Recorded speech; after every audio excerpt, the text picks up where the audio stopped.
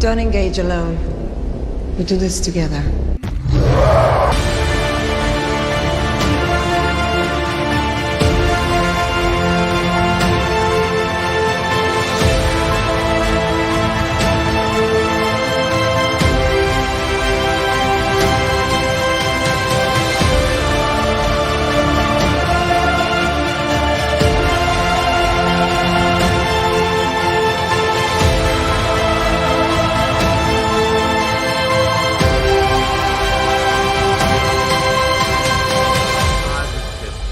Yeah! Yeah! We got it! We got New 52 book. it!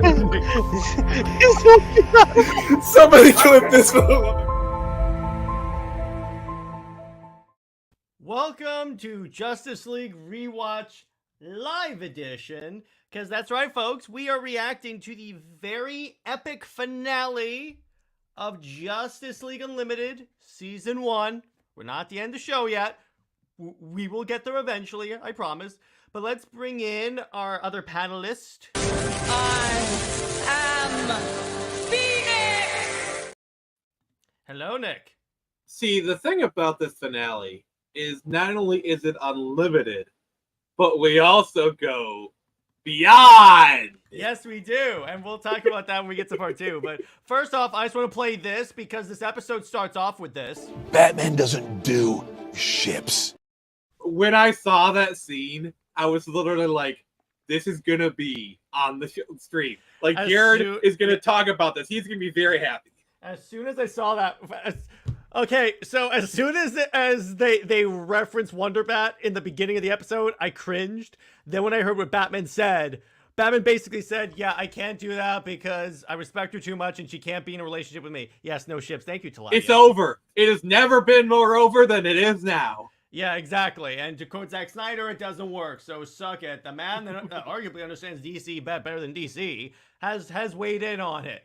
But so the way we're gonna do this is we'll talk about the arc, the once and future things, and then we'll also discuss like season 1 in general, and I'll discuss like what our favorite episodes were, what our favorite obscure characters were that showed up, because oh my gosh, was there a lot, even in this episode as well. Literally, Richard Dragon makes a cameo. Yeah. So to start off. So this I love how this episode starts off, and basically the whole plot is a dude wants to escape from his annoying wife. So relatable. So relatable. That was so good. Yeah. And I love how, like, they instantly establish, like, they don't even waste any time. The first shot is literally the cityscape from the first thing you see whenever you watch Batman Beyond is the cityscape. They literally go right away, like, this is a Beyond universe. Like, we are in the Beyond timeline. Like, they go, like, they don't even waste any time. They don't even try, like, it's not like, we're here. Yeah, exactly. And by the way, this episode will go hashtag full circle at the very end. So we'll discuss that when we get to it. It's all relative. It's all relative, exactly. So, by the way, you need that as a clip. So what he does is, so what Chronos does is he goes back in time and starts to steal these little treasures, but then he goes back in time and tries to steal Batman's utility belt. That's your first issue because you don't know what that's booby trapped because it's Batman. Why can't he be like the angry video game nerd to going back to the past to play the crappy game that suck?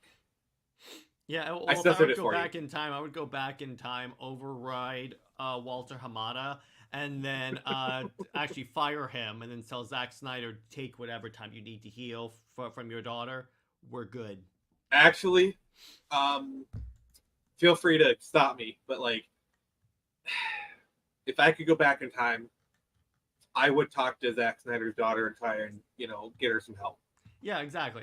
But that's another thing. But I was worried that I was going too far. So. No, you're not. But on to that. But what's so all right. So he goes back in time, and then he gets followed by Green Lantern, Wonder Woman, and Batman. They fall into the Wild West, and boy, does stuff get. We see a lot of cowboys and aliens on this one. I guess you could say it's a very wild, wild west. Yes, exactly. So they're trying to find. I swear, I swear, I was half expecting to see a giant spider in the third act. And Nicolas Cage doing the voiceover for one of these. Yeah, exactly. Yeah, you get the joke. Yeah, I do because I've seen that movie. It's not that. Also, when I said Wild Wild West, you know what they fight at the end, right? Yeah, I know. A giant You know who produced that movie, right? Yeah, I know. We can talk about that when we're talk about that. But anyway, then so what's cool is that they show up in the town. They see a dude with this sick gun that has like 6 barrels that go out, even though that would never work in real life. I love whenever like cartoons try and make really weird future tech. Well, it's kind of like those kids. You know how in like a Disney World where you can build your own plastic lightsaber? Inevitably, I see someone with a double-bladed Kylo Ren lightsaber. Oh, speaking of double-bladed lightsabers, wait till we get to part 2. Oh yeah, I was getting major Darth Maul vibes from that. But they even made the sound. But we'll talk. We're getting ahead. Yeah. of So what's kind of funny is Batman, Wonder Woman, and Green Lantern team up with like Jonah Hex, Retro Dragon, Zorro. Yeah, I don't know what that character's name, but he's basically Zorro. El Diablo. But he is. We're gonna call him Zorro for the purpose of this episode. So did you like how I sent you that message where I said El Diablo Zorro? I love where. All right, this is one of my favorite little trivia. When they're walking into the sunset, they're playing a Wild West version of the original Justice League theme. The composer must have had a field day. Yeah, they basically made that entire theme. Yeah, they basically. I can just imagine the composer being like, "This is like," he's like, "I love my job." Yeah, exactly. We can make Wild West Justice League. By the way, for those of you watching in the chat, drop below what your favorite parts. Hey, what's up, Najim? But so they fall and they start fighting like a dude riding a giant pterodactyl. Wonder Woman wrestles Blue from Jurassic World. I swear, I was half expecting a laser raptor. If you watch Kung Fury, you get that reference. Yeah. Or sharks with freaking laser beams attached to their heads. Who knows? Future tech. That's right. Thank you, Nick. Future tech. Future tech.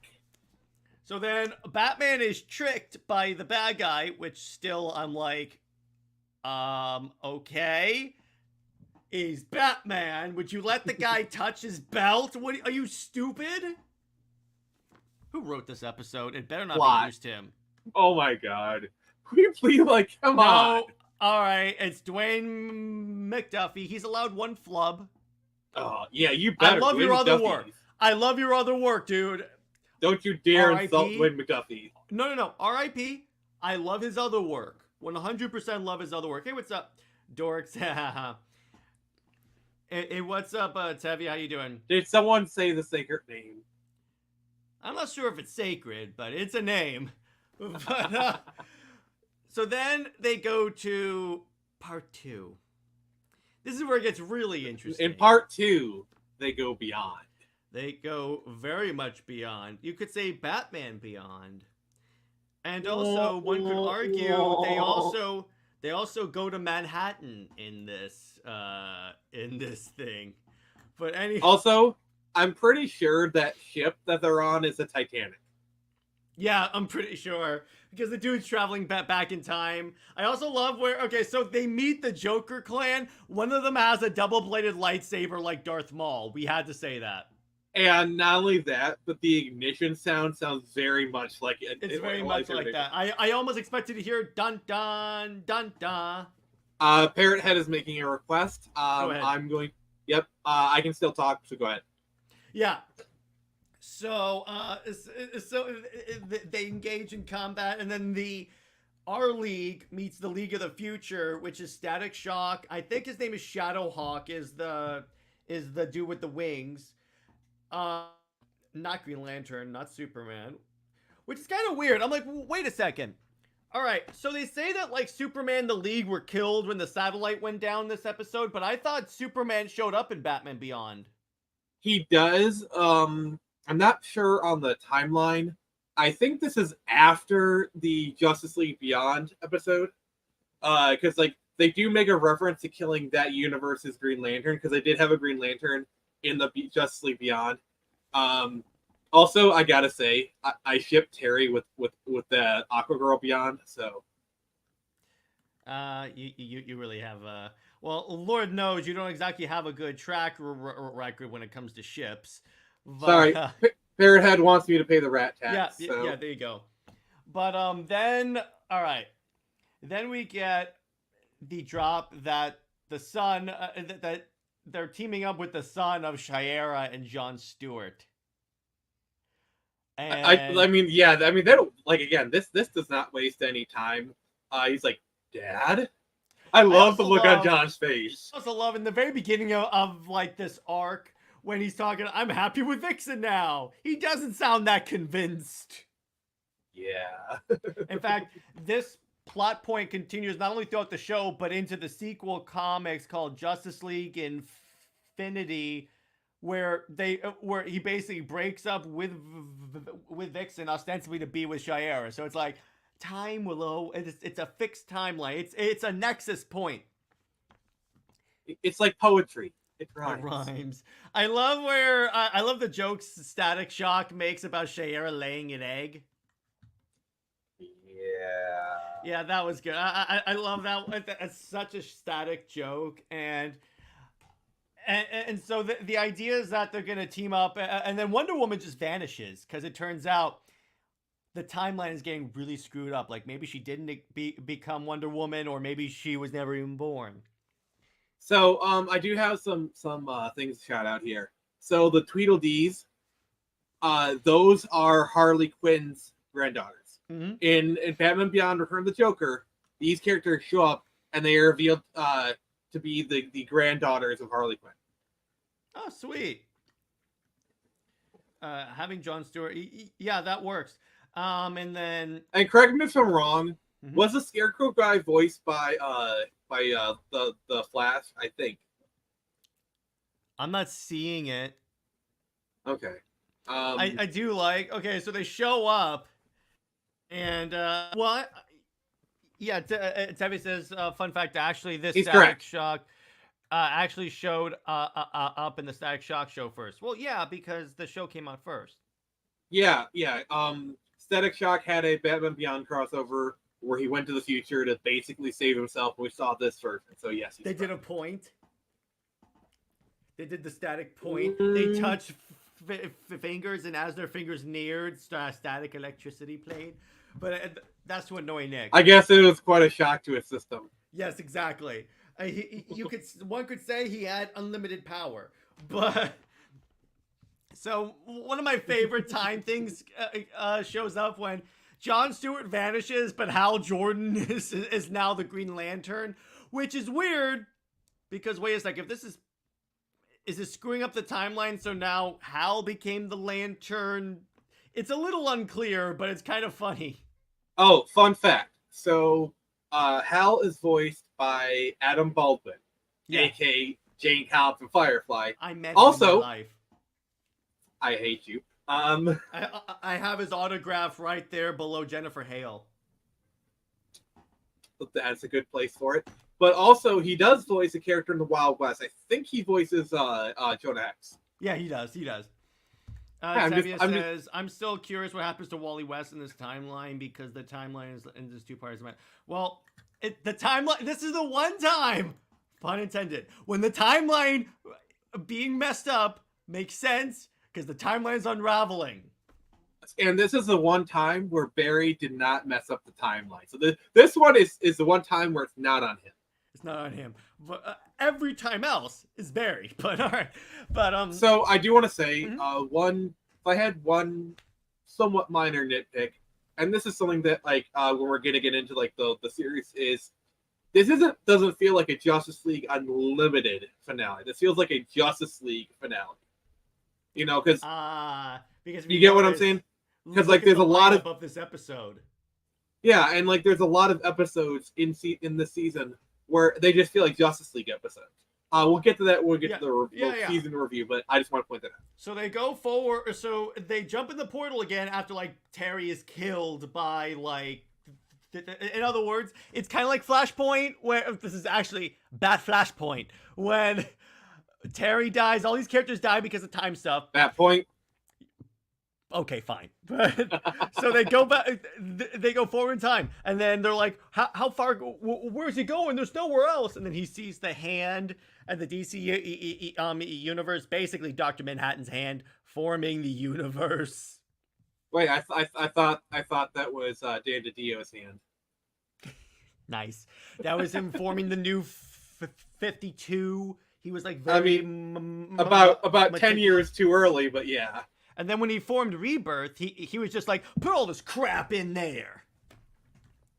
And then it became a steaming pile of crap. But that's if you want to see my real thoughts on Rebirth, check out Super Wonder Legacy. But and then they return right. But the way they return, it's like back to normal. And everything, they're the only ones who remember their adventure. Even Wonder Woman doesn't remember because she wasn't there. It's almost like it's a gift. Or the Hand of Perpetua. It could be that one, but I choose to say it's Dr. Manhattan because I don't like to acknowledge Perpetua's existence. Hey, what's up, Brownish? Happy belated birthday, my brother. And, all right, so that's the end of the arc. All in all, okay, before we get to the actual season discussion, what do you think of the actual arc? I thought it was good. Like I said, it doesn't feel like a Justice League Unlimited finale. It feels more like a Justice League finale. Nitpick aside, I thought it was pretty solid. I would give it a 9 out of 10. Yeah, me too. Actually, no. I'm giving it 9.5 just because of Batman Beyond, which I'm a huge fan of Batman Beyond. So the fact that we got to see some Batman Beyond stuff, I get bumped up to a 9.5. So it's like, in the same way as I have Hale points, you have Batman Beyond points? Yes. In fact, may I take a moment to announce my next rewatch series? No. Later. Hey, I asked for permission, so it's all good. Yeah, but anyway, but I appreciate that. But, I mean, to me, it's like a 9.5. I say 0.5. I'm taking off 0.5 because this episode seems kind of a little too close on like nostalgia, like throwing everything at you. I don't know, but I would kind of disagree because Batman Beyond at the time the time this aired had only really been off the air for like a year, so it's not like a No Way Home situation where they're bringing back Peter from 20 years ago. And as far as nostalgia, they're not really pulling on any nostalgia. Hal Jordan. That doesn't make sense because Hal Jordan was never a Green Lantern in this timeline. But he is the main Green Lantern of the DC. So I don't know. I feel like it's kind of weird. It came out of nowhere, and I like it because I love me some Hal Jordan. I mean, it's kind of they're taking advantage of the situation of like the timeline shenanigans. It's basically this was their only chance of bringing Hal Jordan. It's kind of like a one-off, kind of like. But wait, also the fact that he's already been briefed on the threat. When would you be briefed about this whole experience? I mean, it's because of the timeline. Basically, the timeline is Hal has always been. It's like if you saw later on this in that scene when he shifts back to John mid sentence, he literally doesn't even break stride. Like he's like the first half of the sentence he's Hal, the second half he's John, and it just like doesn't even miss a beat. So it's like that makes sense. But I will say, actually, time is just a ball of wibbly wobbly stuff. It's supposed to, but I'm going to give this episode 10 out of 10. You know why? That Wonderbat scene! That gets over 10 out of 10 just because of that. Because it was a 9.5, they get a 0.5. No, actually, that's an 11 out of 10 for that. The only thing that could make it a 12 is if Jennifer Hale appeared. Or if Zack Snyder popped up on the screen animated like in Teen Titans Go and says, "Wake the F up! Wake up! Wake up!" How crazy would it be if you're watching the finale and all of a sudden animated Zack Snyder appears and he says, by the way, Jared, the Justice League Part 2 is going to come out, and then you wake up. I've had that dream, and it's a nightmare because I'm like, oh god damn it! I actually checked Twitter when I woke up like that. It was, please be real. Aw, man. So are you saying you're living in the nightmare timeline? No, it's not that bad yet. It depends on how James Gunn does with Superman Legacy. But all right, so back to Justice. So now we're going to discuss the entire season of Justice League. And I do agree with you. There were so many of them, which I'm like, you could have put other characters in here, at least to make it feel like it's unlimited and not just Justice League. Yes, I guess you could say if they would have done that, they would have had unlimited power. Yeah, exactly. And I think the next season kind of fixes that and kind of uses more because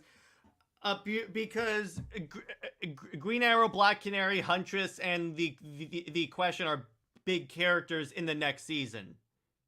All right, I'm cool with that. So yeah, I mean, I dig Black. I did. Well, it's more like Morena Baccarin as Black Canary. That's great. I love that. Yes, we never have enough of Deadpool's wife. Or Inara from Firefly. Mm. And and obviously the Question being conspiracy theory is fun. But yeah, I mean, that's my one complaint with the series. Everything else I think is great. I mean, the intro is awesome. The how it goes from epic to like all of a sudden like metal.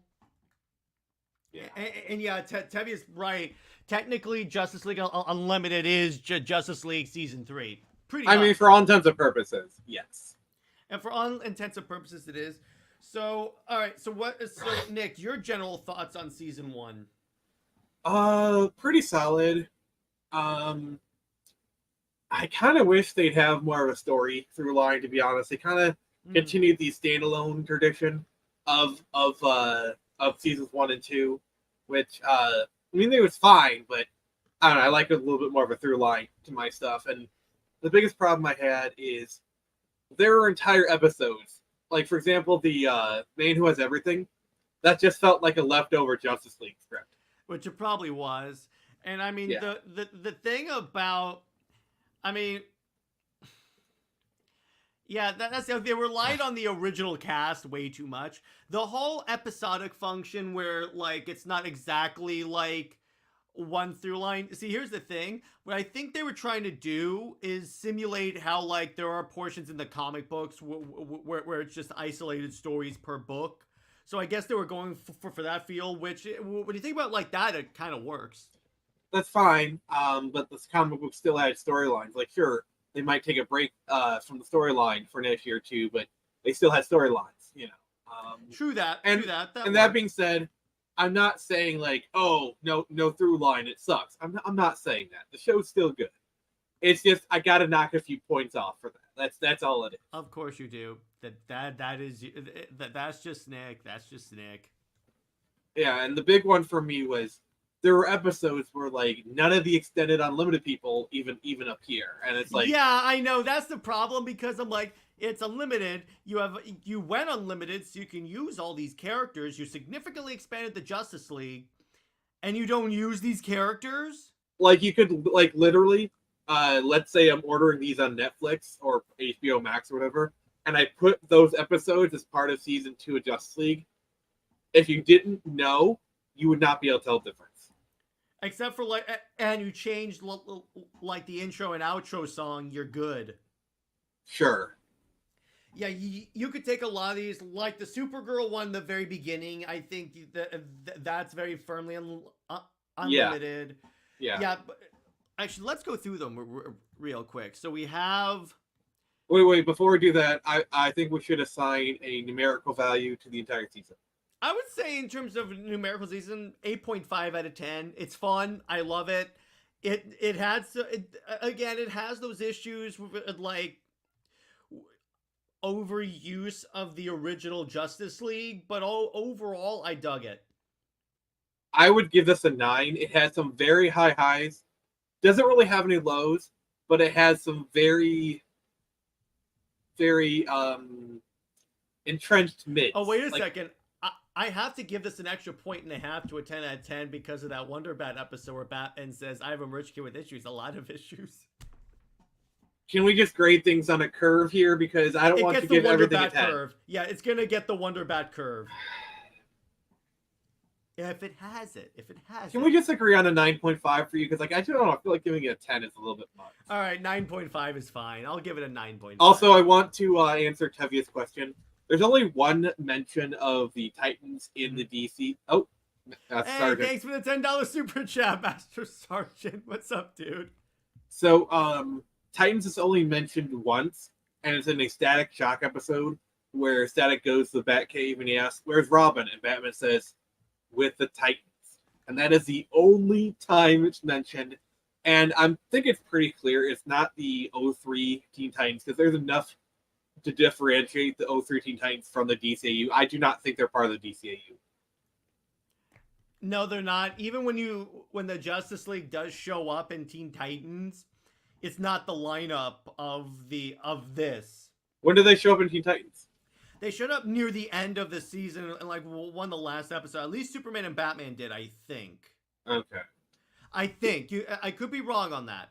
Probably The big thing is, it's pretty heavily implied that the Robin in Teen Titans is Dick Grayson.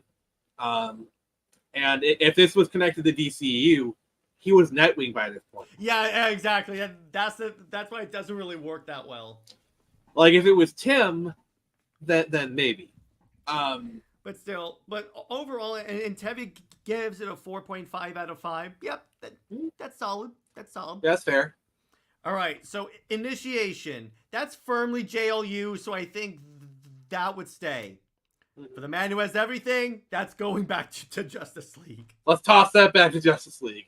Kid stuff, with their turn back into kids. Toss that back to Justice League. Well, honestly, if you had a choice, you just toss that one in the bin. I'd toss that one in the trash bin because I know I would tell him cut the Wonderbat stuff. Hawk and Dove, that stays unlimited because it brings in Hawk and Dove. That's fine. Yes, agreed. This little piggy stays for 2 reasons. 1, unlimited, and 2, it refutes Wonderbat. Is there what's the unloaded portion? Like, sure, Will the Beast, and you also bring in Zatanna. Okay, because the thing about, like, for one of my criteria for unlimited is random cameos. Did they just throw them in? So, yeah, that qualifies. Fearful Symmetry, which was Green Arrow and Supergirl when they had the nightmare. Yes. Yeah, that works. It's unlimited. The Greatest Story Never Told, unlimited, because that's like all the Justice Leaguers are find this robot, and it's Booster Gold. The Return, that better be unlimited because everyone shows up in that one. Who did you bring? Everyone. What, you wanted more? Ultimatum. Okay. Quick aside.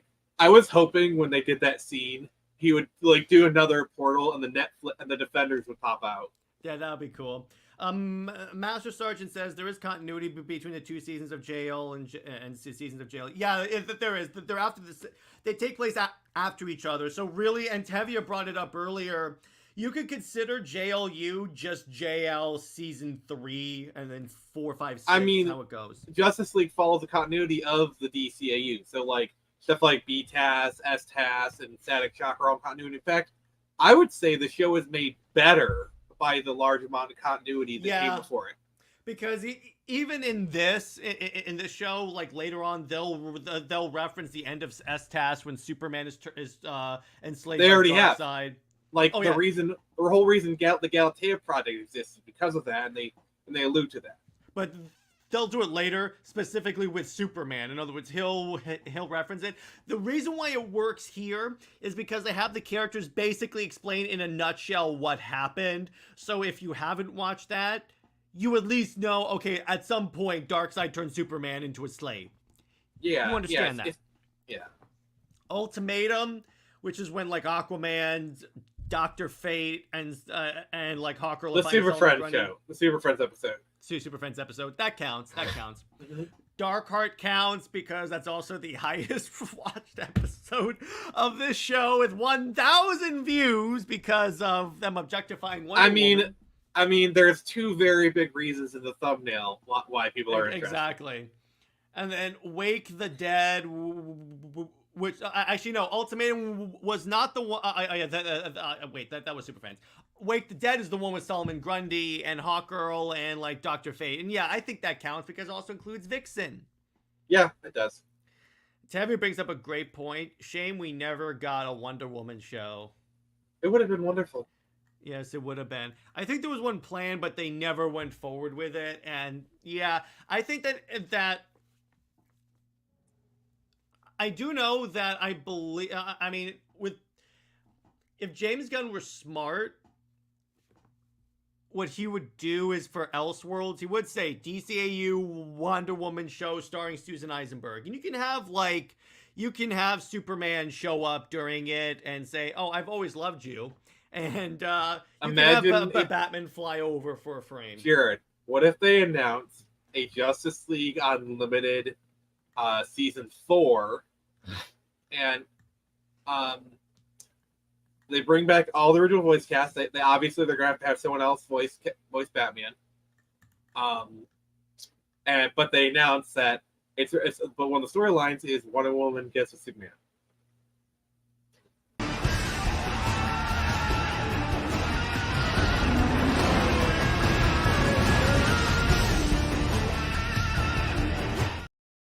Why do I feel like you were hovering between two different clips? Like I was trying to find my Flash one where he walks into the Batcave and goes, "Oh yes, yes." I feel like you wasn't really sure where I was going to go with it, but so. Well, in the context of Super Wonder, I was like, okay, find either the cheer or intense anger. Technically, yeah. Yeah. So the way it goes is Justice League Unlimited, Justice League versus the Fatal Five, and then it continues on Batman Beyond. I don't really. Is Fatal 5 actually part of the DCAU? Yeah, it is. It's confirmed. It is. Oh, okay. By Bruce Timm. This is the one thing I will take his opinion on. And there's enough continuity. The only weird part is that Hal Jordan makes a cameo in that movie. I mean, there's nothing to say that Hal Jordan also didn't become a Lantern, because remember in the DCAU, like all 4 of them are Lanterns. You got Guy Gardner, John Stewart, Hal, Rainier Hal. They're all Green Lanterns at the same time, so it's like, why not?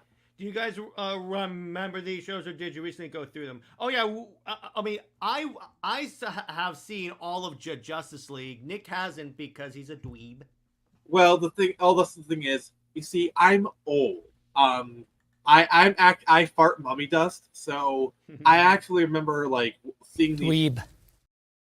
Well, yes, Zack Snyder's correct. I actually remember seeing these shows being premiered when they actually aired. You know, on back stone in Stone tablets. Age. Oh, the clarity on those things is unmatched, brother. Like, if you you weren't somebody unless you had a dark granite tablet. Dear freaking God, the picture was so great on those. Exactly. And Master Sergeant, this is the show that basically was my entry point to the overall DC universe, because I knew who Batman and Superman were, obviously, but I didn't know there were so many other characters there because I'd only seen the movies. And Master Sergeant's calling you out. He's like, what? Nick hasn't seen all 5 seasons? Even I went through them twice with my son. That's some quality father-son entertainment right there. Fatherhood. You're doing it right. You're doing it you're raising them right, Master Sergeant. You're raising them right. You're raising them on Justice League and Comics League, the 2 leagues that every kid should be a member of. You really need to make like Comics League member badges or something. Like, you seriously. I'm gonna do that. That's the plan for next year. I'm gonna get badges. It was my entry point as well. Hey, Tevye, nice.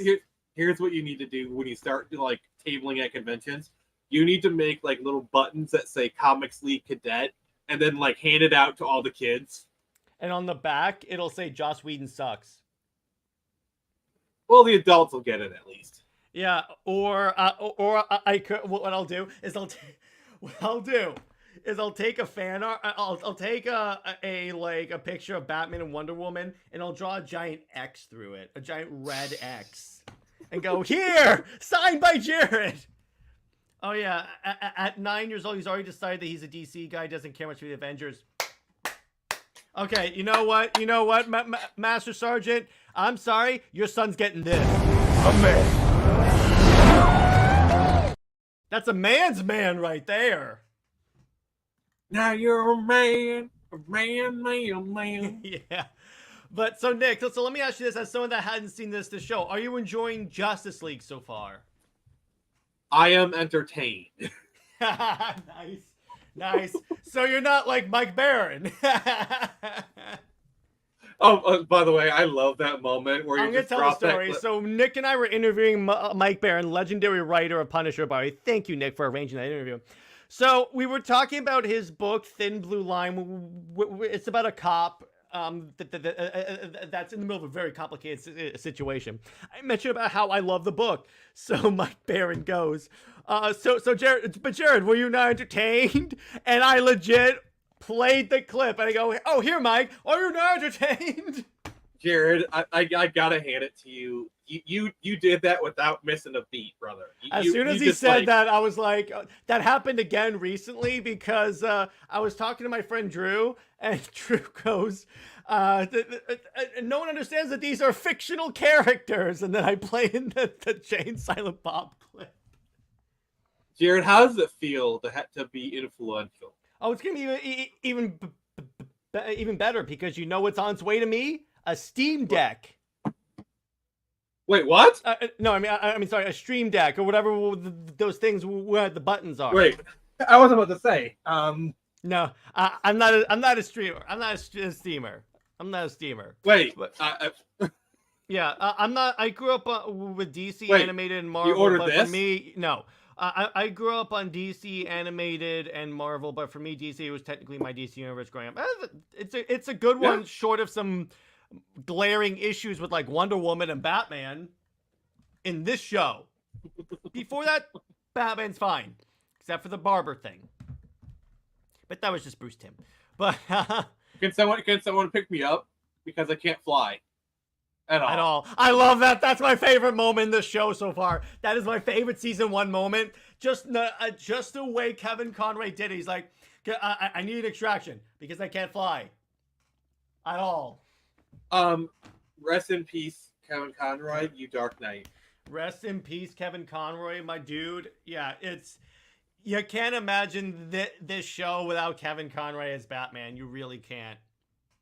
Yeah, it's gonna be rough. Kind of going forward, especially like if they do another JLU project, another DCU project, and they have to recast that version, or even just like. The thing is, though, all right, here's what I think Warner Brothers will do. I don't agree with it, but here's what I think they'll do. They'll do the whole AI voice thing. There's too much pushback against that kind of thing. Like it's kind of like digital necromancy. One instance. This is Warner Brothers we're talking about. They do bad ideas all the time. And what's up, David? I'm not saying they won't do it. I'm just saying I don't think it's right, and I don't think people will agree with it. No, it's not right. Well, that's right. That's why I'm saying they'll try it, but it won't work. And yeah, it won't be the same with AI. You'll be able to know. They'll either replace him with like Bruce Greenwood or Jason O'Mara, or here's the thing, they would have to recast him because you can't have Batman absent from a Justice League thing. The only time that I can even see myself agreeing with AI voice is if the estate agrees to it and then the state actually gets paid. Because there was a situation. Sorry. And that's what happened. Well, you got to realize that same sequence they also did George Reeves, which I was talking about Chris Reeves. I was talking about George Reeves. The George Reeves thing was stupid. Well, there is a situation for Cyberpunk. The guy who plays the Doc, from the beginning of the game, he actually passed away in between the original game and Phantom Liberty, and so they had some new lines for the guy, and so they went to his family and they said, we can either recast the role and he has to redub the lines from the beginning, or we can use AI voice to do the rest of it. And they actually agreed to it. I think that's one instance where AI voice is justified because that's allowing them to preserve the memory of that guy. It was full cooperation with the estate. It's just, or like how Bruce Willis sold his likeness to AI companies, I think that's fair. Like I could totally see an actor at the end of his career just selling his likeness before retiring. Like I don't see a problem with that. Yeah, exactly. David Hernandez says, I kind of like O'Mara, not gonna lie. He's the DC AMU Batman. Yeah, I like his Batman voice. I feel like Bruce Greenwood is the closest to Conroy, though.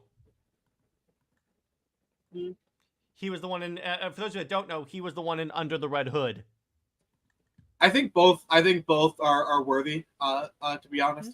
I mean, Kevin Conroy will always be the iconic voice, but both of those are worthy. They're. I have no issue with either of them. They're perfectly enjoyable as a character. They're really good. Yeah, both of them have a pretty solid Batman voice, and that's kind of important.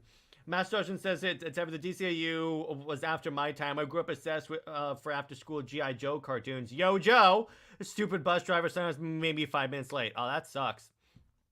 Yeah, the thing is, I grew up with like Batman animated series. I'm a huge Batman Beyond was kind of like the tail end of like my Saturday morning cartoon viewing career, if you will.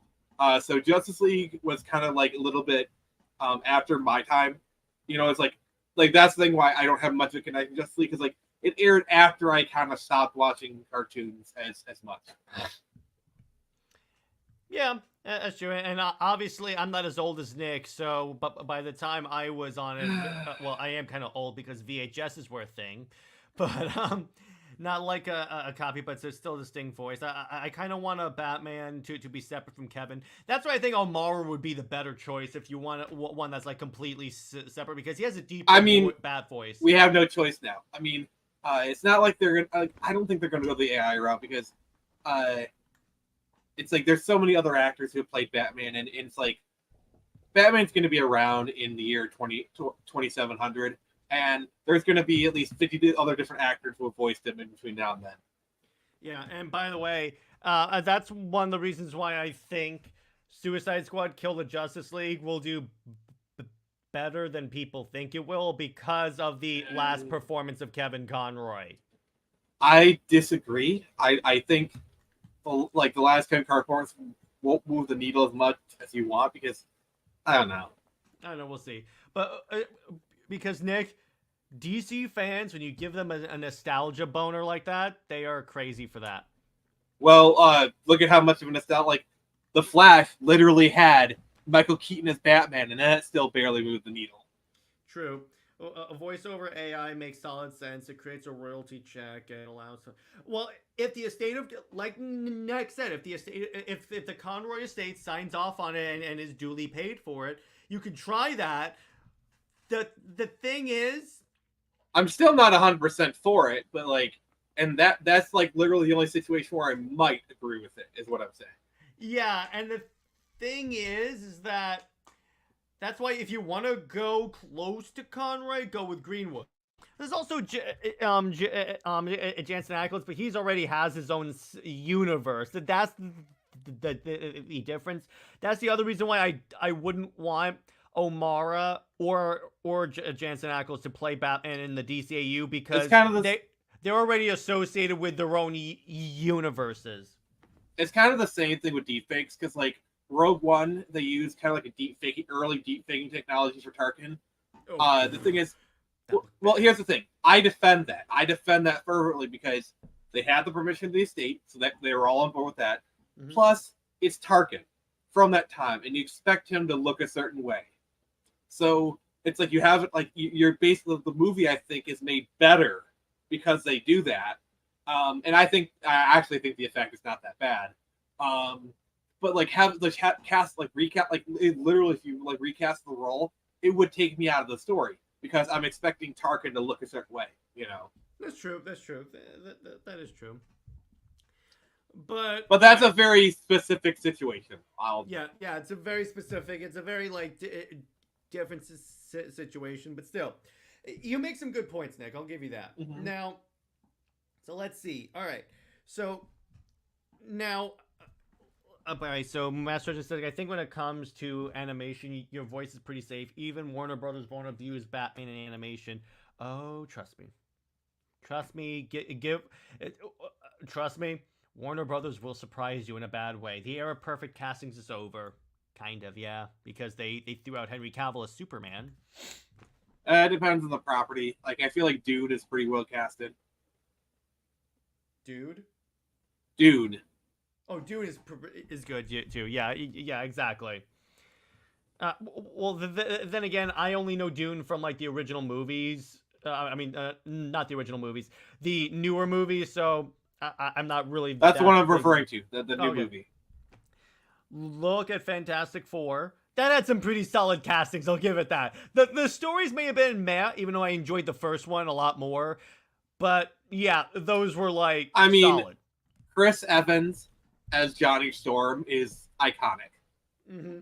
Yeah, he nailed it. I really hope they bring back Chris Evans as Johnny Storm for the Dead. Like, come on, it's perfect because Ryan Reynolds and Chris Evans are friends. It's like I could totally see them convincing him to come back as Johnny Storm. And Deadpool goes, "Where's your shield?" Oh no. What's gonna happen is Johnny Storm is gonna curse and Deadpool's like, language. Yeah, exactly. Not those ones that they were part of the era with the great. Oh, let's talk about our new read. Still not confirmed that it's gonna be Pedro Pascal, but I'm like, yeah, the new ones are really bad. I'm gonna be honest with you, it's probably clickbait. Like, come on. Yeah, like remember that story that leaked out, like where it's like, oh, it's all gonna be about Sue Storm. Like, that's just rage bait. They're trying to make people mad for clicks. Like, please, this guy, stop believing these sites. Or it could be Disney trying to get people to talk about the Fantastic Four because no one's talking about the MCU right now. I mean, also, it could be a test of waters. Like, I would not put it past these companies to like leak out like, oh, we're thinking about hiring Pedro Pascal to like leak it out, let it go to the news sites, and gauge the reaction. You know what I'm saying? Yeah, exactly. Like, I would not be surprised if they do that. In fact, I guarantee you they do. Oh yeah, most likely, yeah, they're gonna do that. But so short of anything else, all right. So in conclusion, season 1 of now let me ask you this, Nick. So far, which do you enjoy more, JL or JLU? JLU. Okay, and why? More characters, more variety of powers. Justice League wasn't terrible, but it could get a little like bog standard at times. This season, it feels a little more inventive. It's like having more characters at their disposal lets them be a little more creative, in my opinion. Exactly. Master Sergeant goes, well, Warner Bros. Might abuse it if Snyder directed an episode and caused the fans to go insane with a hashtag war until the morons release the Snyder cuts of episode 3. Nice. Yes, if it involves Zack Snyder, Warner Brothers will attack. Like, I will say the most quintessential Justice League Unlimited episode is The Greatest Story Never Told, where it's like, it's the whole episode is about Booster Gold, a character who like might show up again a couple times, but like, this is the power of Detroit Limited, is the fact that like, yeah, we could do a whole episode about a character and then never mention him again, and it's fine. Or Hawk and Dove. Tevia, why would it drive you crazy that they didn't have the Bat Family in this? This isn't the Batman show. It's Justice League. Yeah, I mean, if you're watching this at the time, you could just go watch the Batman. Yeah, that's it. It's like they can't have every. See, here's the thing: they probably figured we had like 4 or 5. How many seasons was BTAS? Well, the thing is, there was BTAS and there's Batman: The New Animated Adventures. So it's like 2 different shows, same continuity almost. Okay, so how many seasons in total of those 2 shows have we taken together? I don't know. The point is, you had 2 shows with these characters. So they were like, why are we going to do more with this when we have the opportunity to bring in new characters? Does Robin ever appear in Justice League or Justice League Unlimited? Nope. No reason to, because it's not a Batman show. Would have been nice to have him show up at least once. Why? It's not a Justice League show. It's not a Batman show. It's not a Teen Titans show. What's the point? I do like the episode where they actually brought in the Teen Titans voice actors to play the villains. That was a nice little nod. I like that one. JL was so goated in JLU. He means, yeah, exactly.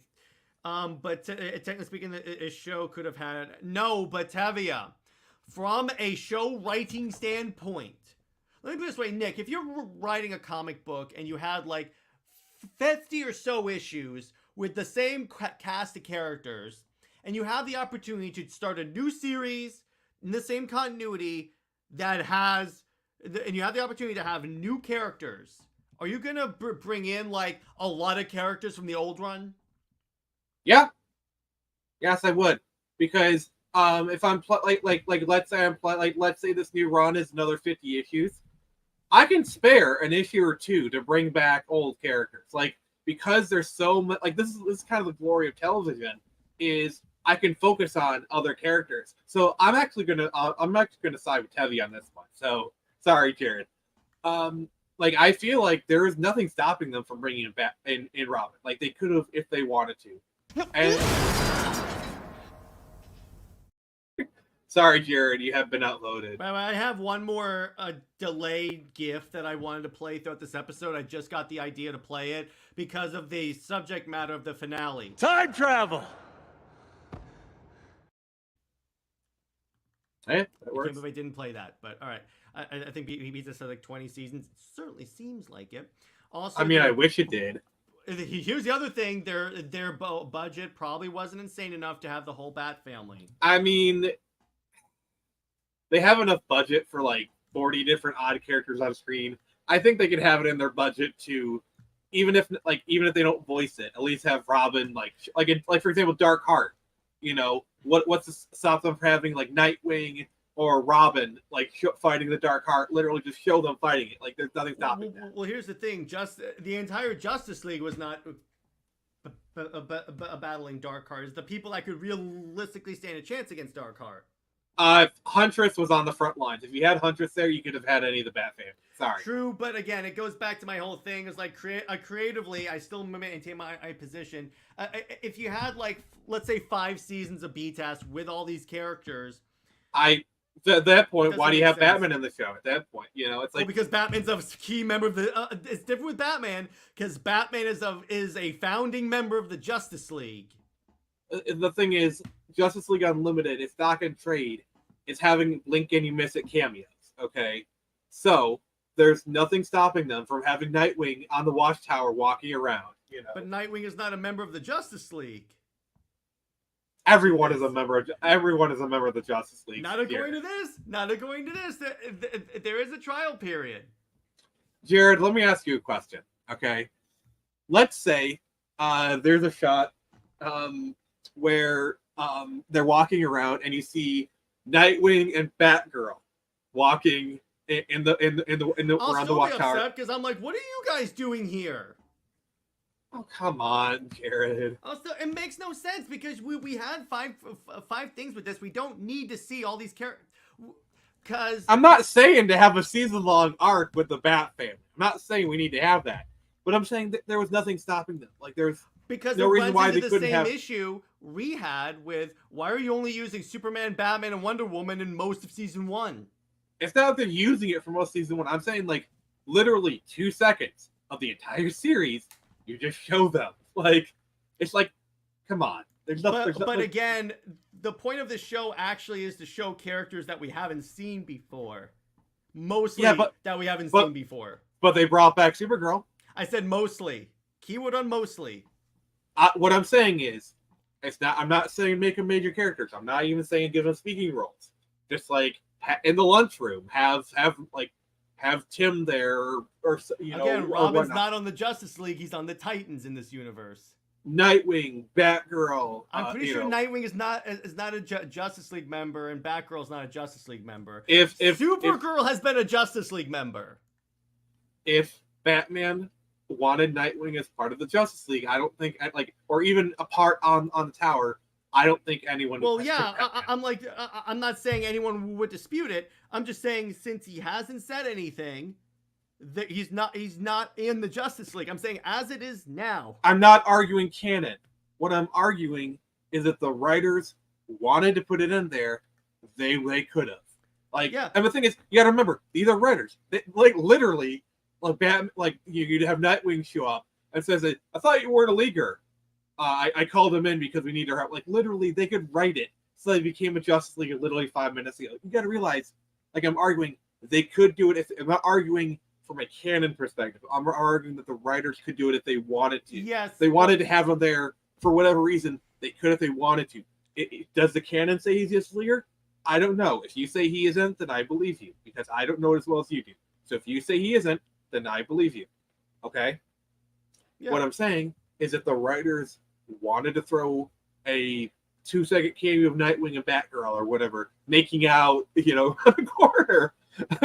While Starfire's just somewhere else being useless. Sure, for the sake of argument. There you go. My argument is the writers could if they wanted to. And I'm just explaining why I think they didn't, because here's the thing.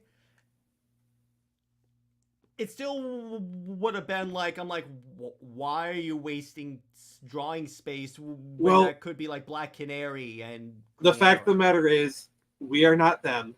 We can't read their minds, so we don't know their thought process. I mean, if you ever encounter like Paul Dini or Bruce Timm, we want to ask them and they give an answer, and then fine, that's the answer. I'll admit I'm wrong.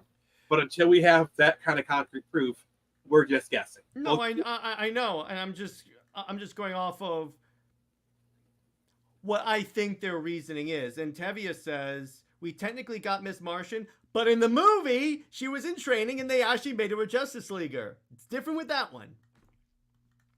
Yeah, also Robin did show up in that one, but it's a Miss Martian thing, though. Yeah, it was a Miss Martian thing. Technically, still Miss Martian. No, Robin doesn't count. Doesn't count. Still Miss Martian. But somebody needs to do a 3-season animated series of Knight's End Crusade from Bane's Origin. Yes, we need a night. That would be cool. A mini series, Nick. That's BTAS, but it's just Bane. It's the Nightfall, Night Quest, Knight's End story. I gotta be honest. I kind of I would rather see that story done in the Camu. Like the Camu universe, like with its tone and setting, I think would be a better fit for Nightfall. Like, you got to admit, like, imagine like Damian and Azrael trying to get along. Like, here's the thing. Here's why I would prefer the DCAU, because the right people are Nightwing and Robin in order for it to be like 100% comic accurate in terms of who's Robin and who's Nightwing. Because I don't know, because like I do like the idea, because it was Tim Drake in Nightfall. I do like the idea of replacing Tim with Damian in that situation, because like he would react differently, but like ultimately, it's like I'm not opposed to killing Azrael, but I think you're going too far. Like I just think it would counterpoint. I got that. Counterpoint is it takes away from the violent reaction, pun intended, that Tim Drake had to Azrael starting to like be brutal even from the very first part. If you have arguably the most violent Robin being the Robin, so I'm like counterpoint. Mm-hmm. Like imagine Damian reacting in horror if it's so brutal that even literally the son of the demon is horrified by how far he's going. It's true, like, but here's it's like thing. Imagine how far you have to go where even the son of the demon is disturbed. But anything they could possibly do with Azrael is stuff that Damian has openly endorsed and done. So, well, the thing is, early on Damian, but like I'm saying, like the Damian later on when he becomes, well, more decent. Well, he still fights with a sword. That's the other thing. So I'm like, but it's just it's a different character dynamic. I get it would be a cool way to tell it like a new way, and I'm all about. It's a different approach. Like imagine you could also have the storyline where Damian's fighting between like, okay, he's killing him, which is what I always wanted, but also Bruce is like he's fighting between his two fathers, the demon and Batman, and so like whether he agrees with Azrael because like Azrael is doing what Ra's would do. But he's also conflicted because of Batman stuff, and ultimately he decides, okay, my father taught me, my real father, Batman, taught me not to do this, so you're going too far. It depends on where they put in the timeline. I could kind of see that. Personally, I would just prefer to if you're gonna adapt Nightfall, have the right people, because that's my problem with Camu. when they tried to like adapt storylines, they made all these BS changes for no reason. Yeah, like the Judas contract was really stupid. Or Death of because- Superman. See, that's the thing. I would be more open to that, Nick, if the DeCamu didn't make a lot of BS changes. See, my problem with setting in the DCAU is I feel like the DCAU isn't dark enough for that kind of storyline. For like the death, for like, you know, Batman breaking his back and like the killing the criminals. I feel like the DCAU is not dark. It's like the tone, whereas the DeCamu perfectly can match that kind of tone. The DCAU can't. The DCAU can't go to the kind of dark places that Batman Nightfall needs. I mean, you make a good point. It's just, again, I would be fine with it. The problem is the Robin thing, because again, in terms of tone, you are correct. In terms of the way the if they could make it so Tim is Robin and not have to make those changes, I would be fine with it. And yes, ultimately, it would be a change that I'd be like, okay, cool, I can see where this goes from a story perspective. It's just, it's coming in a universe where they made the most BS decisions ever. So I'm like, at this point, can I get one story adaptation that's consistent with the comic? How about this? How about we just get an animated Nightfall movie set outside of any universe? Like a three-part animated one where it's just kind of its own continuity and they adapt it proper, kind of like what they tried to do with Killing Joke, but like without the stupid. I'll tell you what, like they did in The Doom That Came to Gotham. Shout out to you, Sam Liu. Or even Under the Red Gotham by Gaslight. Oh my god, I love Gotham by Gaslight. Yes, that's a good one. I think he actually did work on that one too. Movie night. We got to bring Sam in. Yeah. Whatever happened to Azrael after Batman made him feel bad about himself? I stopped reading. If I remember correctly, he did stick around the comics for like another 5 years. I believe if you read No Man's Land, he is part of No Man's Land. That takes place in '99. Like he kind of became like his own superhero, like Azrael. I do know he was part of No Man's Land. He was a kind of a factor in that, and that was 1999. But beyond that, I think he kind of just faded away.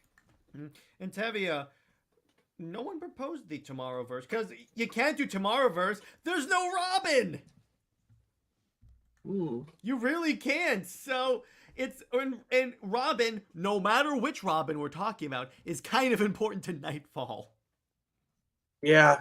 So it's like you can't do. They would try, but they would fail. And plus, so far, The Long Halloween is like the only story that they outwardly said they were trying to adapt. And they actually did a pretty decent job, I thought. With 2 parts. But, I mean, let me put it this way. Nick, in conclusion, I could see story-wise how that would be really cool, how that would work thematically. Like we said, I would prefer it if it can't be in the DCAU or DeCamu, just put it as a 3-part separate movie, because that's where DC excels. Except in Injustice. Actually, the storyline of the Injustice movie actually makes a lot more sense than. And by the way, Master Sergeant, yes, I need to get those. But what were you gonna say, Nick? I'm looking at the Azrael Wikipedia, who's actually co-created by Danny O'Neill, Joe Quesada, and Peter Milligan. Yeah. Sweet. Sorry, just interested. Yeah. But and yeah. As for I'm like, just do a 3-parter and make the parts Nightfall, Night's Quest, Night's End, and then you're done. That's what I would do. And then if you want, release as one big movie, that'd be cool. But I think apparently the John Paul Valley version was killed off around 2006. Okay. And then Tabby brings up a good point. They are dividing Crisis in 3 movies, so that's actually not a bad way to do it. Even though Prime Wonder Woman is not anywhere there. But anyway, we'll talk about that later. But I think this is a good place to leave this stream. This was a great discussion, Nick. And yeah, so season 2. Our first episode of season 2 will be covered next week, and I'm just getting the episode. It's a Black Canary and Green Arrow episode. Can I make an announcement? Yeah, sure, go ahead. All right. So we were talking about Batman Beyond earlier, and me and Jared have had some discussions. And I know from my rewatch, like I've been talking about like Firefly, Battlestar Galactica, but we agreed the best way to go is, so after we finish Avatar, we are going to do Batman Beyond on my channel. We're going to do Rewatch for Batman Beyond. So the way we're going to do it is we're going to do seasons 1, 2, and 3, Return of the Joker, and Epilogue. So we're going to cover all those. And that's going to happen after we finish Avatar. Okay, just a quick point, because remember, this season ends with Epilogue. What season? The season we're going into, season 2 of JLU. I thought we agreed.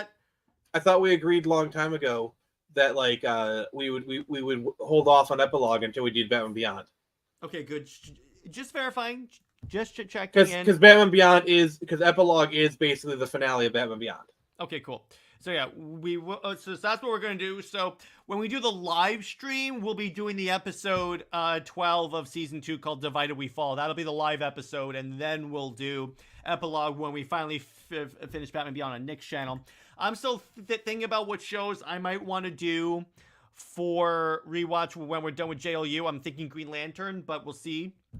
In terms of cast as an option. Yes, but yeah, I could think about that. It's an option. It's an option. So in terms of Comics League content, tomorrow you can expect my Indie Wednesday review of Transformers #1 by Daniel Warren Johnson. Or for you members, you can expect it tonight, because I will be uploading and like figuring that out as soon as we're done here. And in terms of Super Wonder Legacy, Britt and I spent 3 hours talking about the history of the different comic covers for Superman and Wonder Woman. In terms of Under Two Capes, we will be talking about how we would fix Star Wars, so that's going to be a good discussion.